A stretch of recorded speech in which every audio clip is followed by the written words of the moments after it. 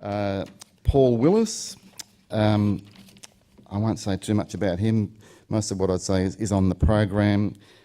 He is a media broadcaster, works regularly on Catalyst. He was actually voted Skeptic of the Year in, I think, 2002.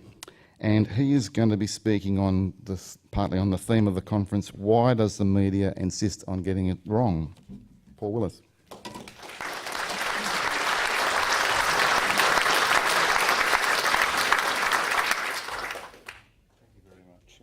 Thank you very much. I'd like to thank the conference organisers for putting me on first thing on the Sunday morning after the conference dinner. That was very kind. Actually, no, the dinner was fabulous last night, and I do a big vote of thanks to the organisers. It's been a great conference. We're enjoying it immensely.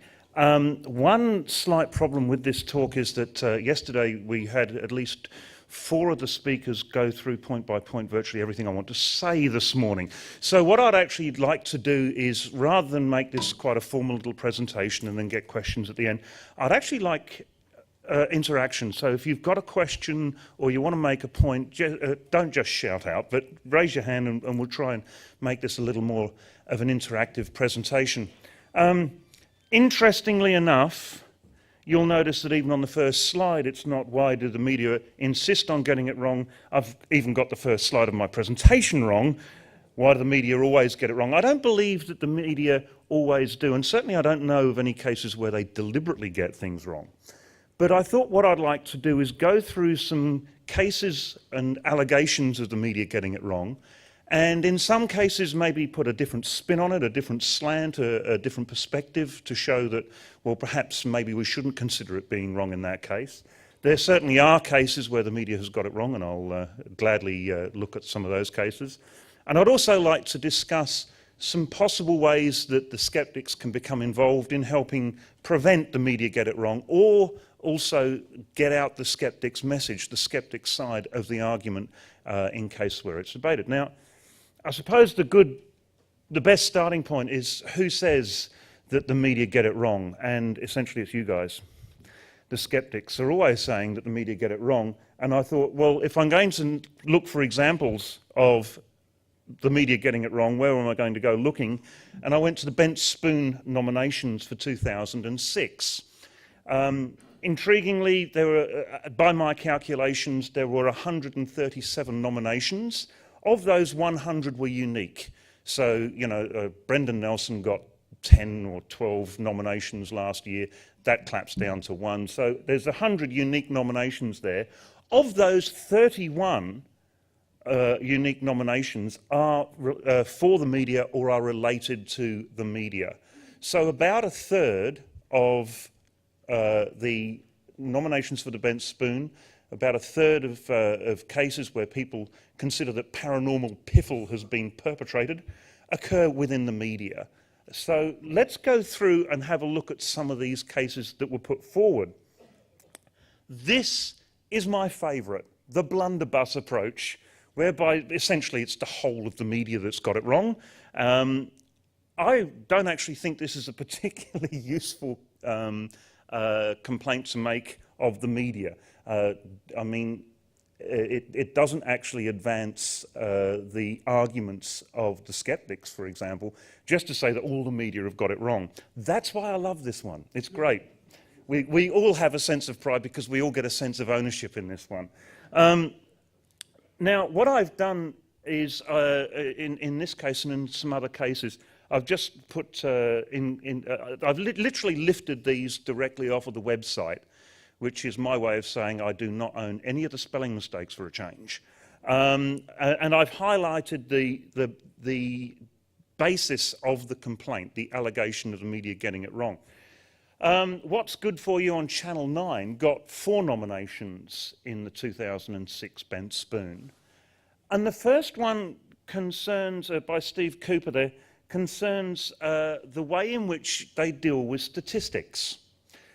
Now, on one hand, this is perfectly valid, that a perfectly valid complaint, that the way that statistics are handled in the media is often misleading. It's not the way that you would present statistics to a school classroom.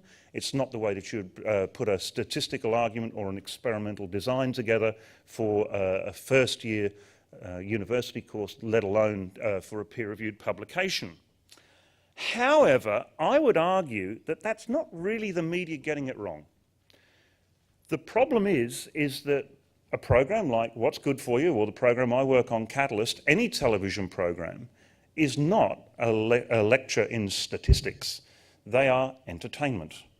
And as entertainment, we have to keep the audience interested in what's going on. So what would you show to demonstrate a statistical procedure? Usually the way that this is done is you take the reporters, as has been done on our show, but you will be glad to know that we're backing away from this severely. You take a reporter and you put them through an experiment, or you get a small group of people that you can handle, maybe 3, 4, 5 people, so that the audience will understand who's being involved.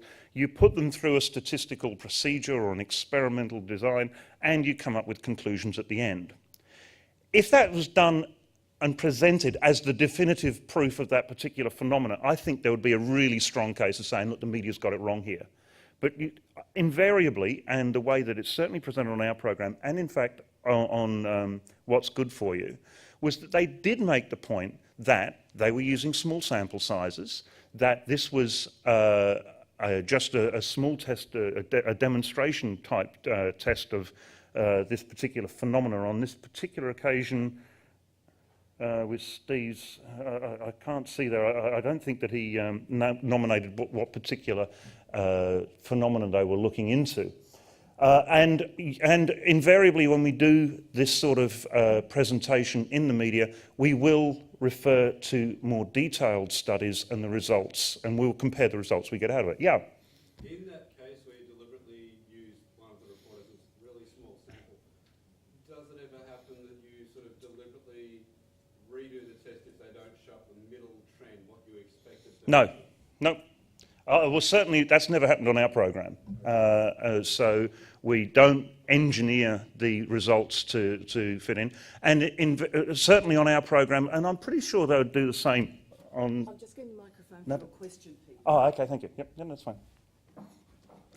On Channel 9, even on Channel 9, I think they would do the same thing, that if they did an experiment, if they did a statistical protocol and the results were wildly skewed from the published results of a bigger statistically valid test, then they would make that point in the narration and say, you know, what we've done here does vary from what a better controlled experiment has shown. And so in that case, I think that it's actually valid, because you've got to put, the trouble with television, you've got to put something on the screen. You can't just put up a bunch of words. And so people going through the test, even if it's a small and statistically invalid test, nonetheless, at least in the right context, it gives a demonstration to the audience of the sorts of phenomena that they're trying to explain. So I don't really think, in that case, in the presentation of statistics, that the media have got it wrong. The next case, in green, from Colin Gould, where this is a sort of extension of the last case, where apparently a doctor, Dr. Andrew Rochford, demonstrated that by swinging I'll just finish this point and I'll come to you. By swinging a wedding ring over a pregnant woman's belly, in a sample size of 5, 100% of the time you could determine the sex of the baby. Okay, yes, sir. I was just going to ask if you can highlight that paragraph with your mouse or something like that so we can all read it. The green's very hard to read, that's all. I don't know if that can be done on the fly in PowerPoint, I'm afraid. Okay. How do we go back? That one. Sorry. Now, the statistical side of the argument aside, as I said, with presenting statistical tests on television, that they need to be presented in context. It's context here that's gone completely out the window, and the fact that no one outside of these 5 women has ever had a test that's demonstrated that dangling wedding rings over pregnant women's bellies has successfully determined the sex of the child. In that case, yeah, I think they certainly did get it wrong. They didn't do enough research into the phenomena prior to presenting it on the program. I would cautiously venture the opinion, if they did do the research, would they have come across the fact that there is a solid body of evidence to say that it's bunkum? And I would say that many researchers working in television would probably miss that because it's not particularly high profile. The message is not out there in the zeitgeist that things like dangling wedding rings over the bellies of pregnant women is not a suitable test of a baby's, sorry, is it gender or sex? Anyway, whatever, whichever way you want to run it, apologies to Annie. Yeah, they did get it wrong there, but there is a mitigating circumstance. Would they, how much research do they have to do before they find out that they're wrong before they go to air? And part of my arguments today are that in order for the media to get it right more often, the skeptical message needs to be more clearly put and more readily available than it currently is. The last one is clearly the media being a complete pack of bozos, and again this is an extension of the previous point where they're mentioning Uri Geller in a scientific format. Now, there is no end of information out in the internet and various other research sources which clearly demonstrate that Uri Geller is not kosher, that he is not scientifically valid, and the fact that that level of research escaped the researchers working on what's good for you is the media getting it wrong. But once again, would the situation have been improved if the message that Uri Geller is not scientifically valid was a little more readily available? I would suggest it never hurts to keep re-saying these things so that they do actually stick out there in the general public. Compass. Now, I'm not sure if this was Compass or if this was actually... Oh no, sorry. I was actually listening on Wednesday night. I had an evening off and I was sitting there soldering up bits of brass to make another little locomotive, and I was listening to Rachel Kahn interviewing Tim the Yowie Man, and I thought, you guys really do have your work cut out. But such a complaint falls in the same category to me as this particular complaint. That is Compass, a program that is dedicated to religious and spiritual matters. Oh, by the way, something I found out the other day for the first time, apparently at ABC TV, the unit is called Religion and Ethics Unit. And I thought that's a really strange coupling. But anyway, remember that Compass and the Spirit of Things are dedicated religious programs. And so they have a right to put stuff, material that they consider of a spiritual nature, which may not, regardless of whether or not there is scientific validity or testability of it, they have a right to put that in their format, in their programs. I don't think that a program on exorcism in the Compass time slot is the media getting it wrong. I think it would be wrong if a program extolling the virtues of exorcisms was put on in a science format. So I think that it's important when looking at the media getting it wrong, it's important to think of the context, the program and the aim of that particular program and what it does. Now this one, Corey is a dedicated poster of nominations, I noticed. Are you here, Corey, by any chance? No? No, okay. This falls into the category of why do the media insist on giving psychics and mediums and astrologers so much free airtime.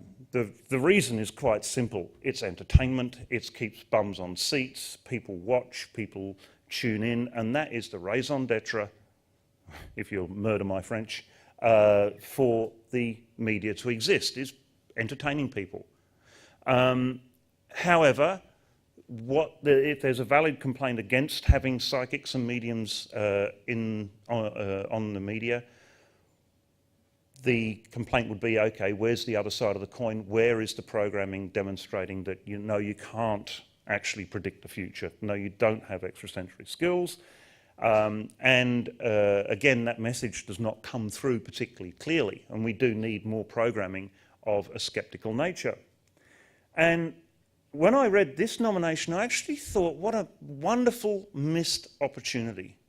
Corey has actually done some brilliant research here and nailed this bugger and shown exactly how she's gone about doing her supposed psychic work. And so far as I know, posting as a nomination on the Bent Spoon Award is as far as it got. It would be very useful if there was a network dedicated to taking this sort of research and getting it out to the media so that the media can then report on it. And it needs to be, as was outlined yesterday by Lee Dayton, it needs to be a network that works very quickly. This complaint is dead within 24 hours of the medium actually making the statement on the radio.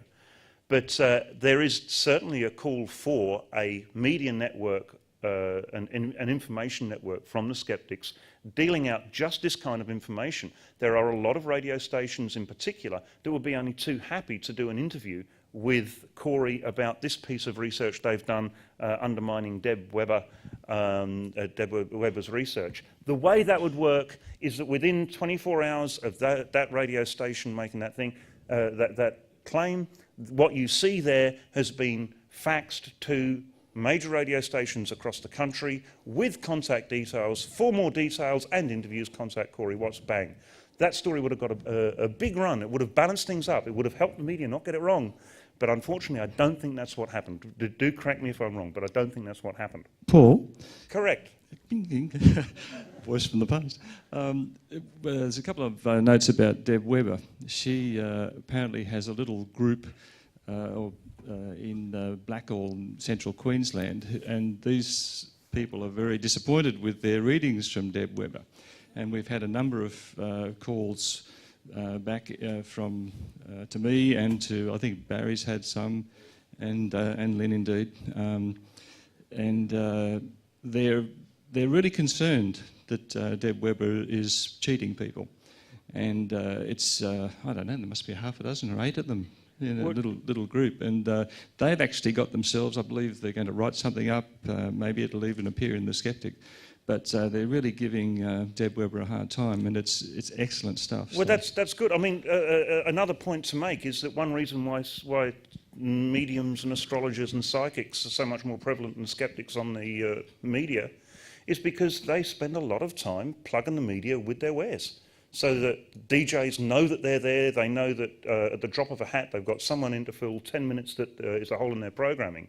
And a similar sort of network needs to be developed, I'm advocating, needs to be developed for skeptical thinking. And a campaign such as the Deb Webber affair would be a wonderful project to base that model around. So by all means, go for it. You know, it's a shame that this sort of information didn't get any further than the nomination lists for the Bent Spoon Award. Absolutely, and Lee Dayton here, just to add, that's an example of something that's very specific and, as you pointed out, timely. So that gives us an opportunity to write about it. We can't just sit down and write stories about things that have been disproven. There has to be some reason. Yeah. I'm familiar with the work of Robert Lancaster, who did an investigation to a woman called Kaz Jacobson DeMille. And he started up a website, one humble website, all on his own, where he investigated the claims of this woman who was targeting church communities and claiming that she was a survivor of 9/11, that she was an heiress, that she was a doctor, and essentially peddling a lot of misinformation for her own profit.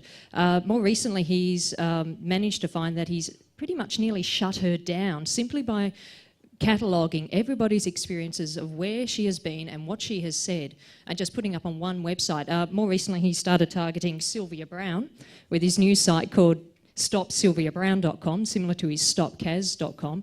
Would something as simple as a website where you just neatly list everything that Deb Webber has said and the possible methods of how she is doing it be a useful strategy? If I could suggest an analogy, Yeah. What I'm suggesting is we need to build a brick arch between the media and the skeptic community. A website is not a cornerstone, but it is part of that arch from the skeptic side. The cornerstone is how you get that information into the hands of journalists. And you do it by developing a network of people. You know, Lee and I and Peter and Robin, we're only too happy to take calls from friends that we know in the Skeptics on stories. We can't run them all, but if we know that they're there, we can do something with them. That's part of developing a network. Developing a fax list, an email list of people to send out press releases, and sending relevant press releases on a timely basis. That's all part of that keystone of bringing together the science community, the skeptic community, and the media community.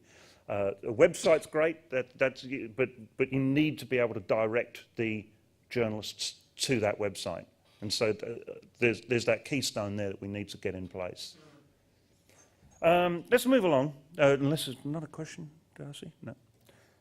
Now, this is one that I think, this is another category of the media getting it wrong, where it's a case of who cares. The Epoch Times, I think, are run by the Falun Gong movement. If you're not familiar with the newspaper, the first page and a half looks to be relatively bona fide news stories that are usually lifted from AAP and Reuters and other news sources. And then it usually goes into about a 40-page discourse on the evils of Chinese communism. It is obviously a very narrow-interested newspaper. It's obviously not mainstream media. So who cares what they say about intelligent design or the fossil record? What the hell are you doing reading it in the first place?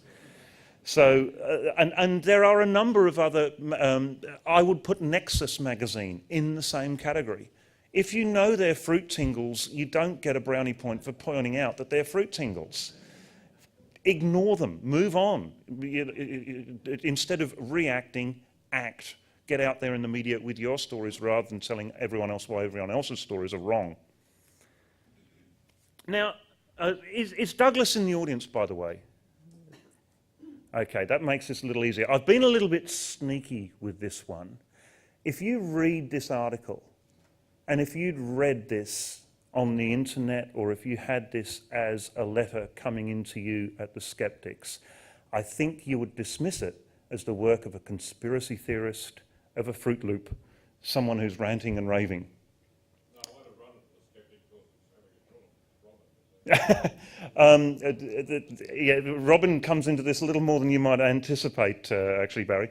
In fact, what I've done, I have been sneaky here. I've changed to UFOs don't exist. I've changed it from global warming.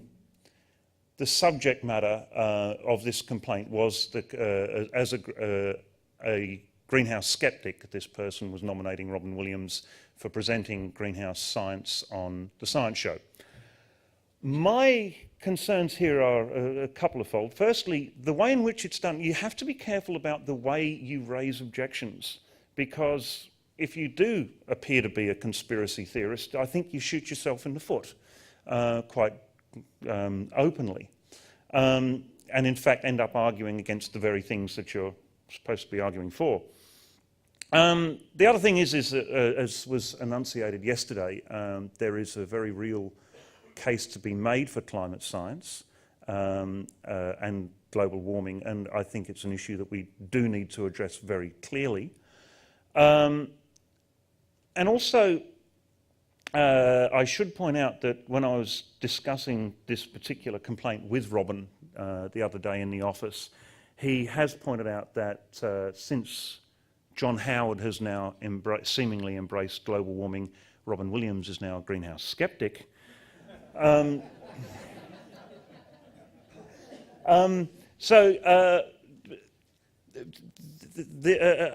point that I wish to make this morning is that it follows on from what Martin said yesterday, in that there is so much to be sceptical about out there. Don't tilt at windmills. Choose your targets very carefully. Are you really going to get bangs for your bucks attacking climate change as opposed to bangs for bucks attacking alternative medicine and other paranormal phenomena such as psychic powers. Choose your targets carefully, because the more focused that they are, the more effective they will be. Four corners. Now, this one, Peter, I see you're in the audience today. Yep, up the back. This one, actually, when I first read it, caused me great concern that Merrill Dorey, president of Australia's most prominent anti-vaccination liar group, was put up as an expert on a discussion panel after a Four Corners program on the supposed link between vaccines and autism.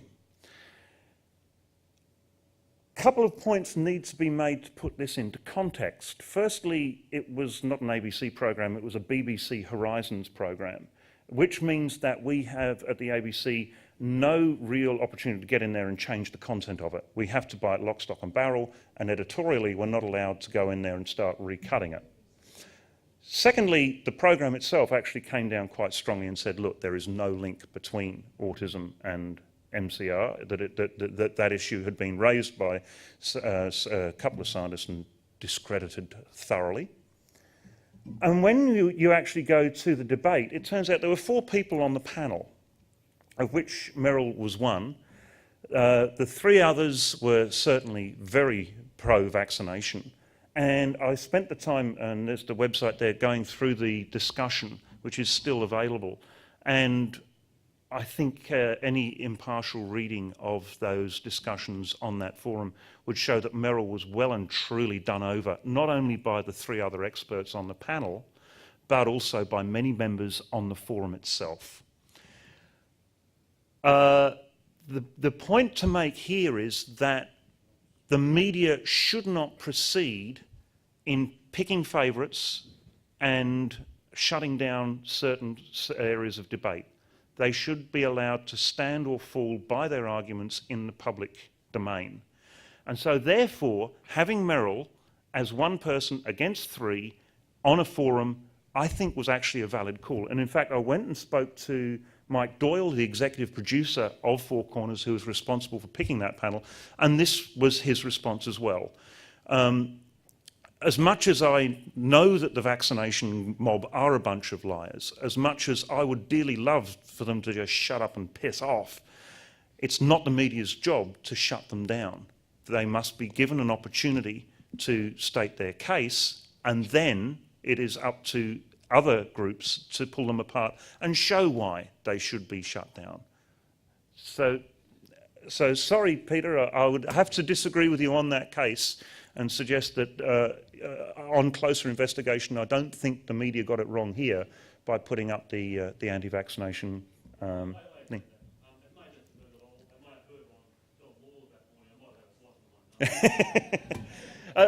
Actually, something else, and I know this from personal experience, you've only got to read about half a dozen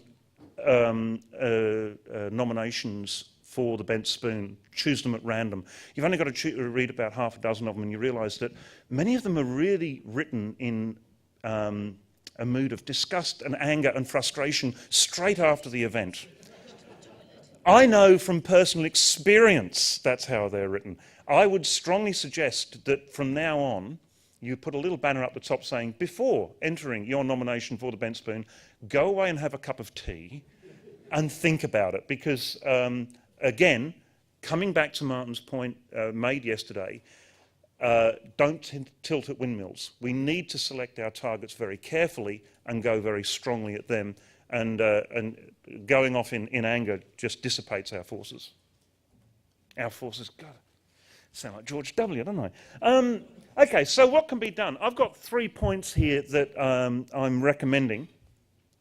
As I've discussed, I think that it's imperative that the skeptics organise a network to get their content into the media, to make the media, let the media be aware. When Lee was talking about the deadlines that she works under, and they're much more extreme deadlines than I have to work under, put yourself in her shoes. If you want to get your message out there, and Lee's working to a tight deadline, Are you just really going to hope that she gives you a call for your comment, or is she more likely to hear from you if you pick up the phone and say, Lee, there's something you need to know? So I really strongly advocate the idea of setting up a network for skeptical content for the media. You guys have got great stories that need to get out, but the media don't know about them anywhere near as much as they need to. And of course, myself, Lee, Peter, Robin, Rob Morrison, you know, we're all only too happy to help you guys set such a network up, because we do believe that your voice should be heard more often than it is. Except that a different opinion to yours does not necessarily mean people getting it wrong. Media is a marketplace of ideas, and of course you're not going to accept all the ideas that are out there in the world. And so to save yourself some angst, I think there's a number that really needs to be let through to the keeper. Who cares what they say in the Epoch Times? And when they're talking about something unscientific on Compass or the spirit of things, well, they aren't a science program. That's appropriate. And lastly, the point that I've made a couple of times, choose your targets carefully. Do not tilt at windmills. There are too many windmills out there and not enough of you guys out there to cover them all. So choose your targets carefully, coordinate your campaigns, and I'm sure you'll have much greater success in preventing the media, such as myself, from getting it wrong in the future. Thank you very much.